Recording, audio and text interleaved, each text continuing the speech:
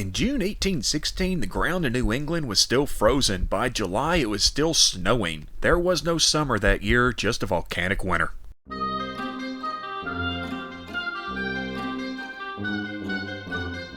In April 1815, Mount Tambora on Sumbawa Island in Indonesia started to erupt, and by erupt I mean the largest observed eruption in recorded human history. By the way, this is one of the oldest human drawings ever found, dates back at least 40,000 years. And volcano comes from Volcano, a Greek island named after Vulcan. No, not that one. Yes, that one. The Roman hamburger partner version of the Greek Hephaestus.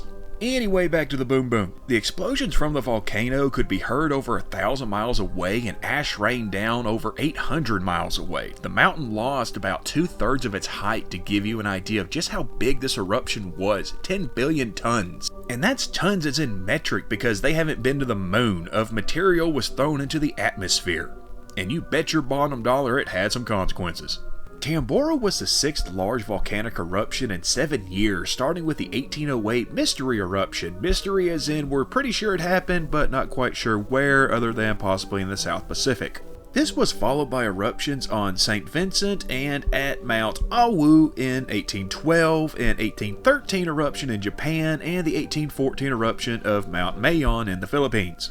That's a lot of ash sent into the atmosphere, which, partially blocked the sun and lowered temperatures. Add in the fact that the Little Ice Age, a drop in global temperatures from roughly 1300 until the mid-1800s, was slowly ending, and this was also during the Dalton Minimum, a period in the late 1700s to 1820s or so, where solar radiation was at one of the lowest points in recorded history. So when you combine less sunlight that gets blocked by volcanic ash during an already existent cooling period, yeah, you get a year without a summer. The average global temperature dropped by about 1 degree Fahrenheit, which may not sound like much to a lot of folks, but trust me, it makes a big difference. The winter of 1815 to 1816 was cold, really cold, but then as spring came on, it stayed cold. A reddish dry fog was present in various areas around the globe. The ground stayed frozen, and the snow, which could be white, could be red, could be brown depending on your location, kept falling well into July. In August, ice could be found on rivers in Pennsylvania, and frosts were still coming to Virginia. It snowed in Taiwan,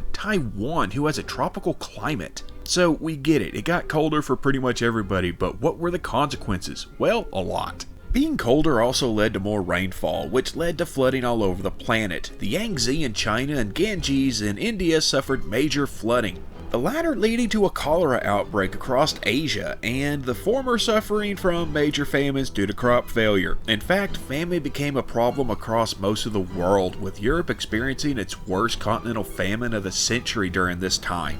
Crop failure due to cold temperatures plagued the globe, and with food shortages comes price increases, and with hunger and food costs on the rise comes anger and rioting. You also had outbreaks of disease due to cold, wet conditions and the flooding of most major rivers, such as the aforementioned cholera outbreak, as well as typhus. It's estimated that in Switzerland, the death toll for that year was double its normal number. A lot of people died, and a lot of people went hungry.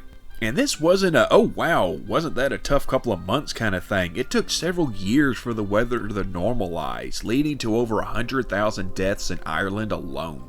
But what came out of it? Some good things had to happen, because Hades refused to let Persephone go, where Mother Nature gave humanity the cold shoulder like she caught him hitting on her sister, right? Well, yeah. It's believed by many that the skyrocketing price of oats led to the creation of the first bicycles, and possibly to further non-horse related propulsion systems. Many also look to bettering roads and infrastructure due to failures of dispersing the limited food supply. Plus, given that they had seen their crops fail due to the environment, many settlers moved away from New England and began to set up shop in the Midwest, pressing on westward expansion. Oh, and during that winter, a group of riders were staying at a cabin on Lake Geneva, and seeing as they were stuck inside because of the weather and had been reading classic German ghost stories, they decided they should write each other a story just for fun.